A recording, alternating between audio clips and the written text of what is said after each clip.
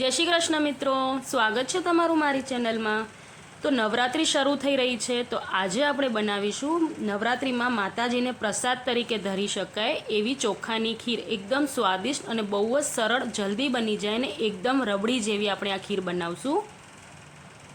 તો તમને મારી રેસીપી ગમતી હોય ને હજી સુધી જો તમે લોકોએ મારી ચેનલને સબસ્ક્રાઈબ ન કરી હોય તો ચેનલને સબસ્ક્રાઈબ કરી લેજો અને બાજુમાં જે ઘંટીનું આઇકન છે એને પણ પ્રેસ કરી લેજો, જેનાથી તમને દરેક નવી નવી રેસીપીની નોટિફિકેશન મળી રહે। તો ચાલો રેસીપી શરૂ કરીએ। તો ખીર બનાવવા માટે અહીંયા મેં 1 લીટર દૂધ લીધું છે। તો દૂધને આપણે પહેલાં ગરમ કરવા મૂકી દઈશું। દૂધને આપણે એકદમ લો ફ્લેમ ઉપર ગરમ કરવા મૂકશું।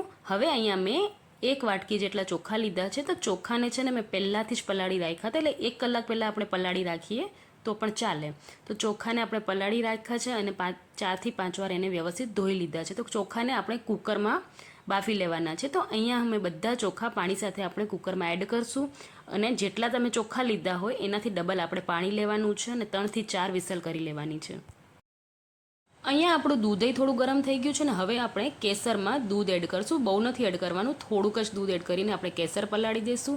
અને મેં અહીંયા પહેલાંથી 10 થી 12 નંગ જેટલા કાજુ પલાળીને રાખ્યા હતા, એને આપણે મિક્સીમાં પીસી લેવાના છે અને પેસ્ટ બનાવી લેવાની છે।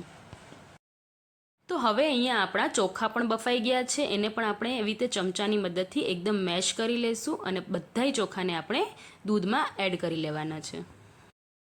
તો અહીંયા આપણે 1 થી 2 મિનિટ જેટલું દૂધને ચોખાને વ્યવસ્થિત મિક્સ કરી લઈશું, એટલે ચોખાનો દાણો એકદમ છૂટો થઈ જવું જોઈએ, એટલે ગાંઠા ન રહેવા જોઈએ, નકર ખીરમાં આપણા ગાંઠા રહી જશે। અને હવે જે આપણે કાજુની પેસ્ટ બનાવી હતી એ પણ એમાં એડ કરી દઈશું।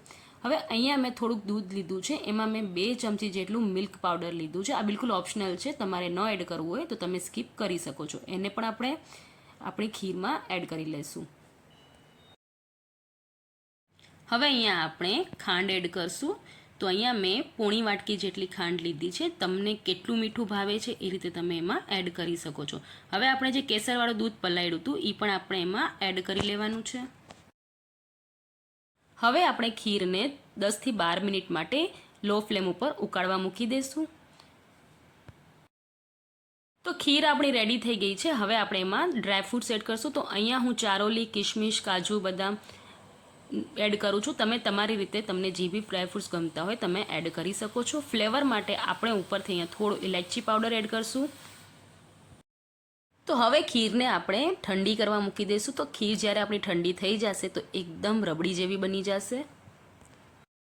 તો તમને મારી આ રેસીપી કેવી લાગી મને કોમેન્ટ કરીને જરૂર જણાવજો, અને વિડીયો ગમ્યો હોય તો વિડીયોને લાઇક કરી દેજો, અને આ વખતે નવરાત્રિમાં માતાજી માટે આ ખીર પૂરી જરૂરથી ટ્રાય કરજો। Thank you for watching.